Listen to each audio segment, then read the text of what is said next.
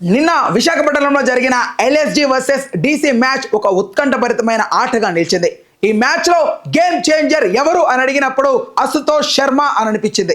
ఇక్కడ మ్యాచ్ గురించి ఒకసారి వివరంగా చూద్దాం. ఎల్ఎస్జీ మొదట బ్యాటింగ్ చేసింది. నికోలస్ పురాన్ 30 బంతుల్లో 75 పరుగులు చేశాడు. మిచెల్ మార్ష్ 36 బంతుల్లోనే 72 పరుగులు చేశాడు. ఎల్ఎస్జీని 209/8కి చేర్చారు.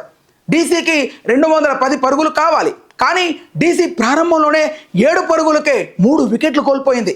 అంటే డీసీ జట్టు కష్టంలో పడింది. కేవలం కష్టమని అనిపించింది, గెలవడం కష్టమేమో అనిపించింది. ఇక్కడ విప్రజ్ నిగమ మరియు అశుతోష్ శర్మ వచ్చి డీసీని తిరుగు పోటీలోకి తెచ్చారు. విప్రజ్ నిగమ డిప్యూడెంట్ 15 బంతుల్లో 39 పరుగులు చేసి డీసీకి ఆశ పెంచాడు.